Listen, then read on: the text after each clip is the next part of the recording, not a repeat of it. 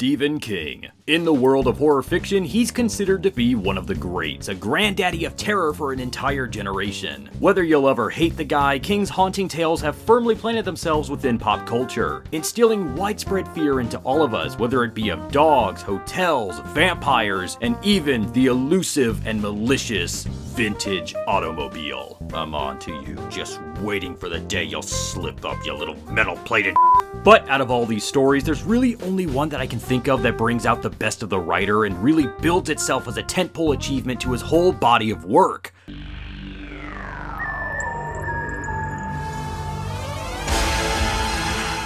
It. It's considered a journey in a lot of ways, not necessarily to the extent that his other work, The Dark Tower, is, but more so a journey through life and self-discovery, and with every journey there's always some conflict to overcome. It's just the nature of stories in general. In this case, that conflict manifests itself as a ferocious and terrifying entity named Pennywise. Aren't you going to say hello? Whether you've read the story, watched the miniseries, or you're gearing up for the new film, odds are you know who the sick clown is. Whether it's his frightening ability to shapeshift, his violent and malicious nature, or whatever the hell that is that he's doing there. It's easy to be scared of him, but is there ultimately another reason that this clown terrifies us? Is the threat surface level, or does it come from a place much, much deeper than we'd like to look? Welcome to Behind the Screens, where today we're taking an in-depth look at Pennywise the Dancing Clown. Beep, beep, Richie. Come back anytime. Before we really dive into Pennywise's role in the book, it's important to understand how he came to be. The road to it was a long one for King, with years culminating in a novel that would be a tentpole to everything that he had accomplished and learned as a writer. As such, it seems necessary to include all of the classic horror monsters, to create one great big book that showcased the variable fear present within each one of us. All of the greats are present, like the Wolfman, the Mummy, to even Jaws, but King thought that there had to be something to bind everything together. Something truly horrific that everyone could be scared of, no matter what. Enter the clown.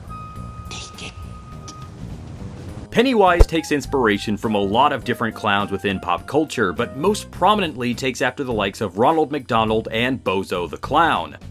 How can you call yourself a clown and not know who Bozo is? You're living in the past, man. You hung up on some clown from the 60s, man. These two are icons of family environments. They're safe figures for children, but Pennywise was the perfect idea for the novel, because he turns that image on its head. A clown that feeds on children's fear acts as a direct juxtaposition to their intended role. Clowns are usually supposed to instill laughter and present a harmless demeanor, but these words couldn't be any further from describing Pennywise. He's malicious, cruel, and presents a terrible humor in the face of suffering. He acts as a figure that centralizes all of our fears into one place, housing a multitude of horrors to unleash upon the mind and the soul before it tears into our soft, succulent, and palpable fear. But that actually leads us into the main point of discussion with the clown, because while he's scary enough on his own, how he comes to represent the kids of Derry shows us a new side to the terror.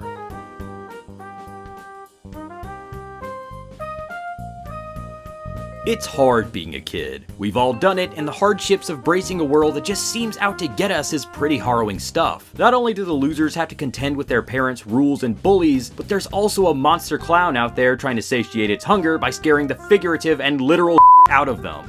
Fear is the greatest seasoning for it after all, but there's another reason that Pennywise appears to be so terrifying, and that's because he represents a fear that we all remember from our childhood, growing up. You're too old to stop me. You're all too old!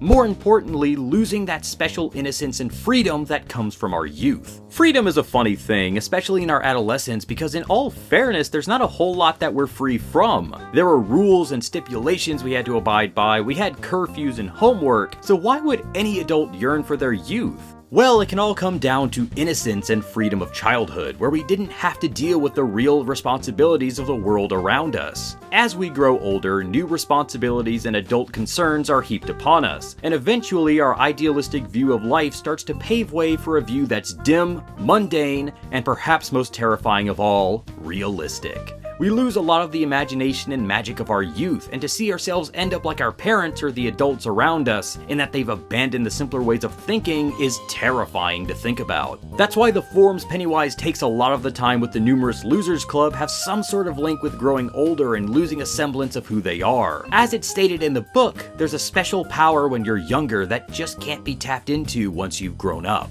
For example, Beverly Marsh's interaction with Pennywise is tied very exclusively with maturity and the onset of puberty. Blood gushing from the sink is oddly reminiscent of menstruation, which is a terrifying time normally within a young woman's life. Something King is no stranger to writing about in the past. Its presentation raises quite a few eyebrows, where her parents are oblivious to the blood-soaked walls, representing a form of familiarity with the development. Couple that with the uncomfortable sexual predation that Beverly's father takes with her, and we see there's a certain horror that comes with growing older and being dragged away from a time of innocence and purity. Our bodies change and mature, cementing the cold hard truth that no matter what we do, we're gonna have to leave these years of our lives behind. If it happens on a biological level, there's just no hope left. Likewise, Bill's encounter with Pennywise deal with acceptance of our own mortality and finite nature, in this case dealing with the death of his brother Georgie. While we all knew what death was around this age, coping with it is an entirely different matter. The sudden reality that comes with death hits hard against the preconceived notions that we had about life. We didn't think we would live forever, but to come to grips with the fact that someone you grew up with is gone shakes your perspective, and life as you know it just suddenly gets more realistic and much more depressing.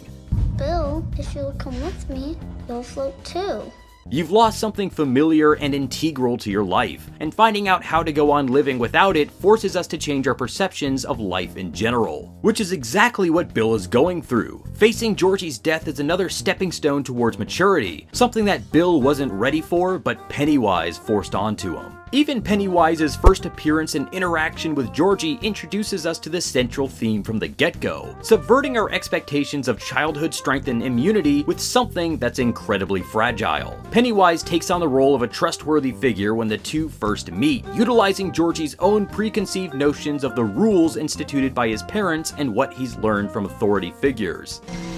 I, Georgie, am Pennywise the Dancing Clown. You are Georgie. So now we know each other. T-Rex! Georgie represents the purest introduction to childhood we have in either the novel or the film. Skipping along the sidewalk in his yellow slicker and paper boat, he's the epitome of carefree thinking and idealistic freedom. He doesn't have a care in the world, all he's concerned with is his paper boat. When his childish exploits are used against him, he perishes and becomes another victim to the clown. But Georgie's ultimate role in the story goes far beyond that. Pennywise, in many ways, has killed childhood, driving home the encroaching fear of how the days of our youth are numbered, and one day, we're gonna have to leave our optimistic world behind and come face to face with the adult and universal truths of our existence. All of the power that comes from believing in Santa Claus or birthday wishes will be replaced by the terrible realization that the magic wasn't real at all. And that werewolves will grab at you.